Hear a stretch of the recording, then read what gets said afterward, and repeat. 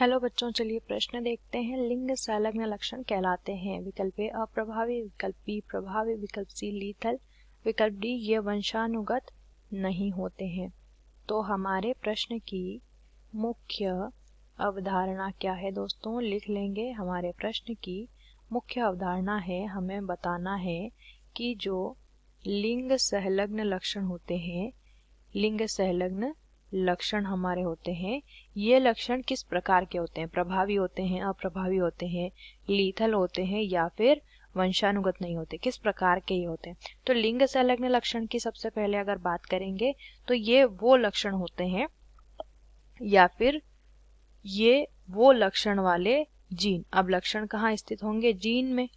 तो इस लक्षण वाले जो जीन होते हैं, ये जीन तो देहिक लक्षण के होते हैं, लेकिन ये देहिक लक्षण वाले जो जीन होते हैं ये स्थित होते हैं कहाँ पर, लिंग गुणसूत्र पर।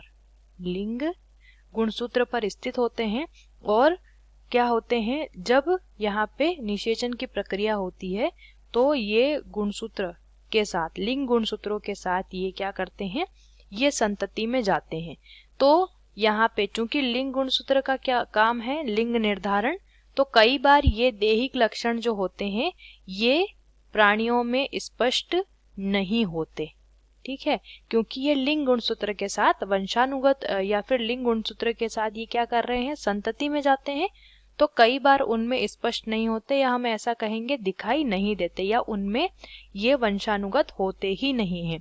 तो प्रभावी और अप्रभावी विकल्प अगर हम देखें ए और बी, तो ये तो जो है लक्षण संतति के अंदर यदि ये लक्षण गया, या ऐसा हम कहेंगे अगर संतति में ये लक्षण दिखाई दिया तब जाकर हम कहेंगे लक्षण प्रभावी है या अप्रभावी। लेकिन इस तरीके के जो हमारे लिंग संलग्न लक्षण होते हैं कई बार संतति के अंदर प्रवेश ही नहीं करते हैं। लीथल का मतलब होता है ये संतति के लिए ये लक्षण हानिकारक हैं, तो ऐसा कुछ नहीं होता दोस्तों, लीथल इन्हें हम नहीं कहते हैं, ये वंशानुगत नहीं होते। इसी प्रकार के लिंग संलग्न लक्षण होते हैं, अगर एक संतति में ये स्पष्ट होंगे तो जो भावी पीढ़ियां हैं उनमें ये दिखाई नहीं देते हैं, तो ये वंशानुगत नहीं होते हैं लिंग संलग्न लक्षण। तो हमारा विकल्प डी जो है वो इस प्रश्न का सही उत्तर होता है। आशा करते हैं आपको उत्तर समझ आया होगा। धन्यवाद।